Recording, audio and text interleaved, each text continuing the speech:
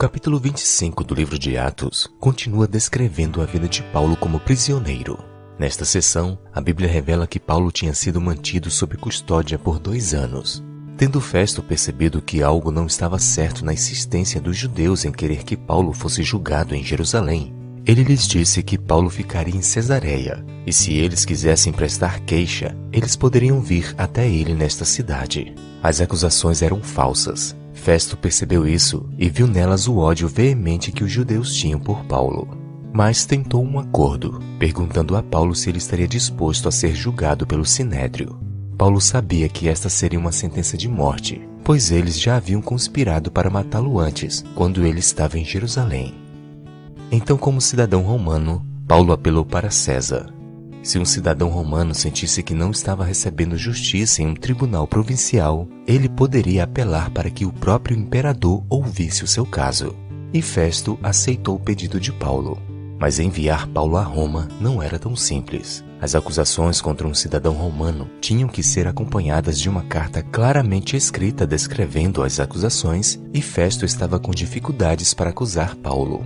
Surge então a figura de Agripa, rei da Galileia e da Pérea, que veio visitar Festo e se interessou pelo caso de Paulo. A partir do verso 23 lemos: De fato, no dia seguinte, vindo Agripa e Berenice com grande pompa, tendo eles entrado na audiência juntamente com oficiais superiores e homens eminentes da cidade, Paulo foi trazido por ordem de Festo.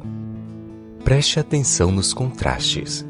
Neste capítulo encontramos Agripa, vestido de púrpura, e sua esposa Berenice, com toda a pompa de apresentação real e acompanhantes.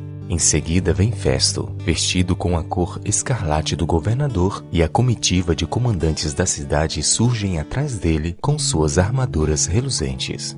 Por último vem Paulo, um despretensioso seguidor de Cristo, algemado.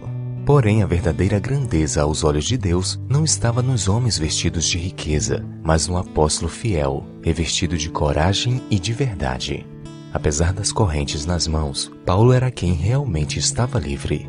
Apesar de ser tratado como bandido pelos homens, Paulo era inocente diante do tribunal de Deus.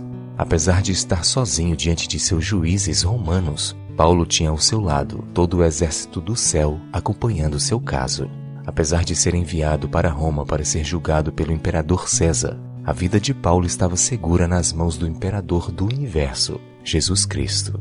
Tal cena nos lembra que nem sempre os grandes aos olhos dos homens são os que agradam os olhos de Deus.